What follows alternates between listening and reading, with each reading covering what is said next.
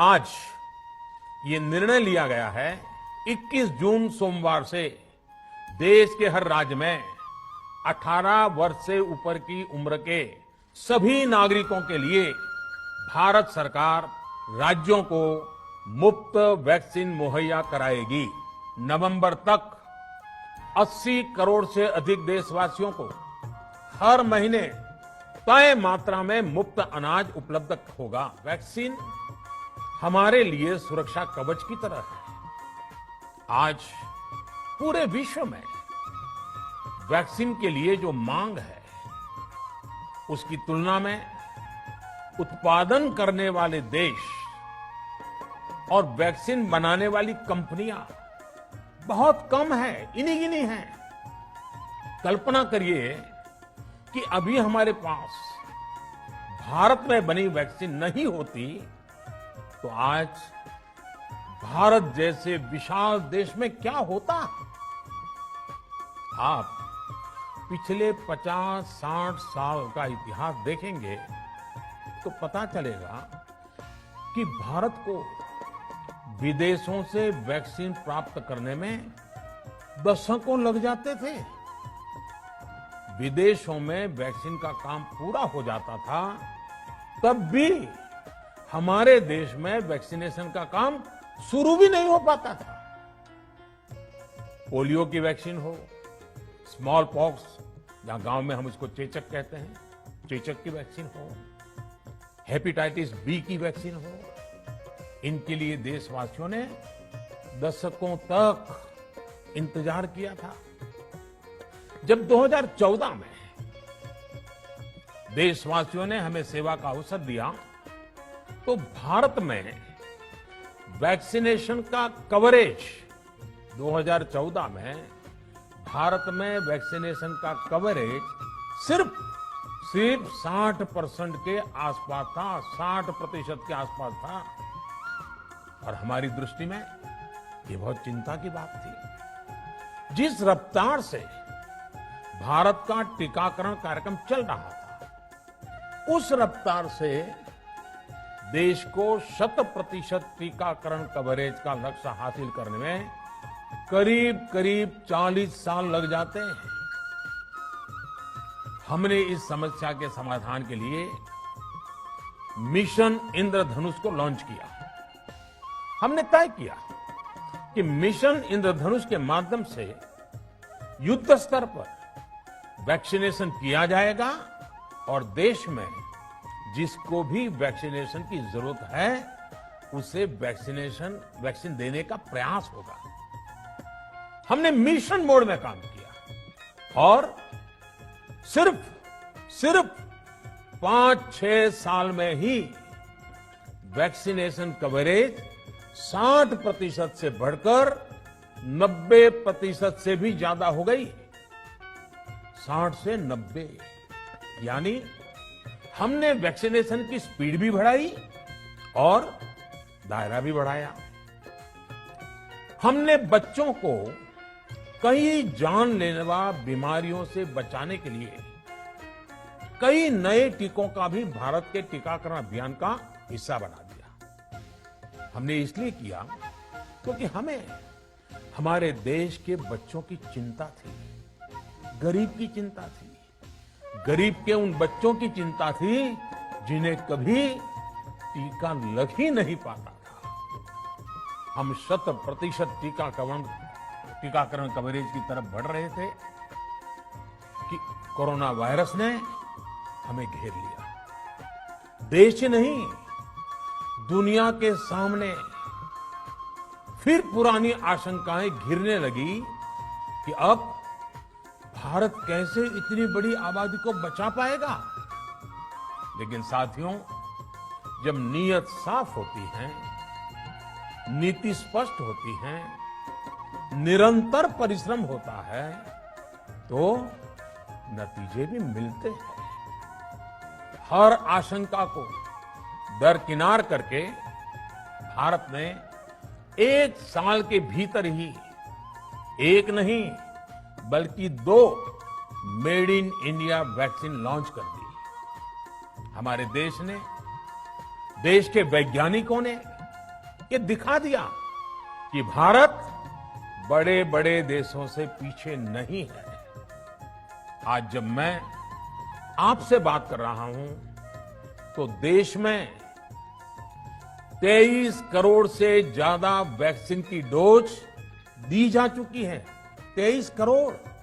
साथियों, हमारे यहां कहा जाता है विश्वासेन सिद्धिः, विश्वासेन सिद्धिः, अर्थात हमारे प्रयासों में हमें सफलता तब मिलती है जब हमें स्वयं पर विश्वास होता है। हमें पूरा विश्वास था कि हमारे वैज्ञानिक बहुत ही कम समय में वैक्सीन बनाने में सफलता हासिल कर लेंगे। इसी विश्वास के चलते जब हमारे वैज्ञानिक अपना रिसर्च वर्क कर ही रहे थे, तभी हमने लॉजिस्टिक्स और दूसरी तैयारियां शुरू कर दी थी। आप सब भली भांति जानते हैं कि पिछले साल यानी 1 साल पहले, पिछले साल अप्रैल में जब कोरोना के कुछ ही हजार केस थे, उसी समय वैक्सीन टास्क फोर्स का गठन कर दिया गया था। भारत के लिए वैक्सीन बनाने वाली कंपनियों को सरकार ने हर तरह से सपोर्ट किया। वैक्सीन निर्माताओं को क्लिनिकल ट्रायल में मदद की गई। रिसर्च और डेवलपमेंट के लिए जरूरी फंड दिया गया। हर स्तर पर सरकार उनके साथ कंधे से कंधा मिलाकर चली। इस साल 16 जनवरी से शुरू होकर अप्रैल महीने के अंत तक भारत का वैक्सीनेशन कार्यक्रम मुख्यतः केंद्र सरकार की देखरेख में ही चला। सभी को मुफ्त वैक्सीन लगाने के मार्ग पर देश आगे बढ़ रहा था। देश के नागरिक भी अनुशासन का पालन करते हुए अपनी बारी आने पर वैक्सीन लगवा रहे थे। इस बीच कई राज्य सरकारों ने फिर कहा कि वैक्सीन का काम डिसेंट्रलाइज किया जाए और राज्यों पर छोड़ दिया जाए। तरह तरह के स्वर उठे, जैसे कि वैक्सीनेशन के लिए एज ग्रुप क्यों बनाए गए। दूसरी तरफ किसी ने कहा कि उम्र की सीमा आखिर केंद्र सरकार ही क्यों तय करे। कुछ आवाजें तो ऐसी भी उठी कि बुजुर्गों का वैक्सीनेशन पहले क्यों हो रहा है। भांति भांति के दबाव भी बनाए गए। देश के मीडिया के एक वर्ग ने इसे कैंपेन के रूप में भी चलाया। साथियों, काफी चिंतन मनन के बाद इस बात पर सहमति बनी कि राज्य सरकारें अपनी तरफ से भी प्रयास करना चाहती हैं, तो भारत सरकार को क्यों इतराज हो और भारत सरकार इतराज क्यों करे। राज्यों की इस मांग को देखते हुए, उनके आग्रह को ध्यान में रखते हुए 16 जनवरी से जो व्यवस्था चली आ रही थी, उसमें प्रयोग के तौर पर एक बदलाव किया गया। हमने सोचा कि राज्य ये मांग कर रहे हैं, उनका उत्साह है, तो चलो भाई 25% का काम उन्हीं को सुपुर्द कर दिया जाए, उन्हीं को दे दिया जाए। स्वाभाविक है 1 मई से राज्यों को 25% काम उनके हवाले कर दिया गया। उसे पूरा करने के लिए उन्होंने अपने अपने तरीके से प्रयास भी किए। इतने बड़े काम में किस तरह की कठिनाइयां आती हैं, ये भी उनके ध्यान में आने लगा। उनको पता चला पूरी दुनिया में वैक्सीन की क्या स्थिति है, इसकी सच्चाई से भी राज्य परिचित हुए। और हमने देखा एक तरफ मई में सेकेंड वेव, दूसरी तरफ वैक्सीन के लिए लोगों का बढ़ता रुझान, और तीसरी तरफ राज्य सरकारों की कठिनाइयां। मई में 2 सप्ताह बीतते बीतते कुछ राज्य खुले मन से ये कहने लगे कि पहले वाली व्यवस्था ही अच्छी थी। धीरे धीरे इसमें कई राज्य सरकारें जुड़ती चली गई। वैक्सीन का काम राज्यों पर छोड़ा जाए, जो इसकी वकालत कर रहे थे, उनके विचार भी बदलने लगे। एक अच्छी बात रही कि समय रहते राज्य पुनर्विचार की मांग के साथ फिर आगे आए। राज्यों की इस मांग पर हमने भी सोचा कि देशवासियों को तकलीफ ना हो, सुचारू रूप से उनका वैक्सीनेशन हो। इसके लिए 1 मई के पहले वाली, यानी 1 मई के पहले 16 जनवरी से अप्रैल अंत तक जो व्यवस्था थी, पहले वाली पुरानी व्यवस्था को फिर से लागू किया जाए।